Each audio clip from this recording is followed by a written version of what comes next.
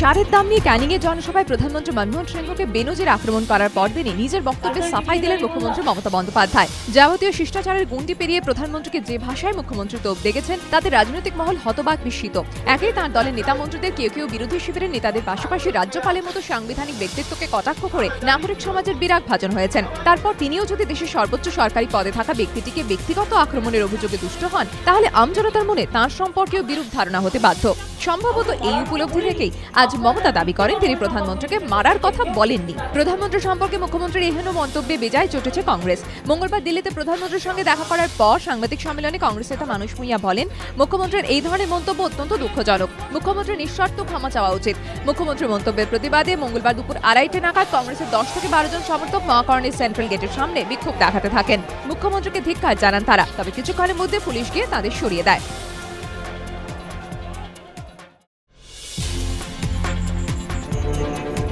21শে জুলাই 1993 তৎকালীন যুব কংগ্রেস নেত্রী মমতা বন্দ্যোপাধ্যায়ের নেতৃত্বে মহাকরণমুখী যুব কংগ্রেস সমর্থকদের সঙ্গে পুলিশের সংঘর্ষ। রণক্ষেত্র কলকাতা। পুলিশের গুলিতে মৃত্যু 13 জনের। তৎকালীন পুলিশ কমিশনার এবং ডিসি সাউথের পর 21শে জুলাই গুলি চালনার তদন্তে গঠিত কমিশনে এবার সাক্ষ্য দিলেন তদানীন্তন এসিপি দীনেশ চন্দ্র বাজপেয়ী। তৎকালীন সিপি ও ডিসি সাউথের মতোই আবেদনের ভিত্তিতে জেরায় ছাড় পেয়েছেন দীনেশ চন্দ্র বাজপেয়ীও। আর সেই ছাড়ের নির্দেশকে ঢাল করে এবার গুলি চালানোর প্রসঙ্গ এড়িয়ে গেলেন তিনিও।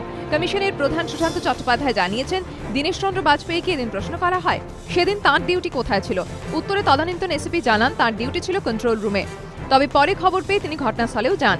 এরপর তাঁকে প্রশ্ন করা হয় কে গুলি চালানোর নির্দেশ দেন। উত্তরে তদানীন্তন এসিপি জানান কে সেই নির্দেশ দিয়েছিলেন তা নিয়ে তিনি কিছু বলবেন না। পরবর্তী প্রশ্ন ছিল রিপোর্টে কি তিনি বলেছিলেন যে গুলি চালানো যথার্থ। সেই প্রশ্নের উত্তরেও তিনি কিছু বলতে চাননি। এই ঘটনার প্রেক্ষিতে তদন্ত কমিশনের কাছে ইতিমধ্যে সাক্ষ্য দিয়েছেন তৎকালীন পুলিশ কমিশনার তুষার তালুকদার এবং ডিসি সাউথ নল কিশোর সিংহ। তবে গুলি চালানোর প্রসঙ্গ এড়িয়ে গিয়েছেন তারা দুজনেই। তুষার তালুকদার মনেই করতে পারেননি কে গুলি চালানোর নির্দেশ দিয়েছিলেন। কলকাতা পুরসভার 3টির মধ্যে একটি বার্জ খারাপ। বন্দর এলাকায় জল সরবরাহের জন্য এই বার্জগুলি ব্যবহার করা হয়। পুরসভা সূত্রে খবর, সাধারণ 100 টন জল সরবরাহ করলে পুরসভার 35,000 টাকা লাভ হয়। কিন্তু সাম্প্রতিককালে প্রযুক্তির বাড়বাড়ন্তের ফলে লাভের পরিমাণ কমেছে আর গোদের ওপর বিস্ফোরা হয়ে দাঁড়িয়েছে একটি বার্জের খারাপ হয়ে যাওয়া। ডেপুটি মেয়র ফারজানা আলম অবশ্য স্বীকার করে নিয়েছেন মেরামতির খরচ একটা সমস্যা। একদিকে ডেপুটি মেয়র যখন এই কথা বলছেন, তখন পুর কমিশনার আবার উল্টে এই ইস্যুতে সংবাদ মাধ্যমের দিকে আক্রমণ শানিয়েছেন। বিরোধীরা অবশ্য যত দ্রুত সম্ভব বার্জ সারানোর দাবি করেছে।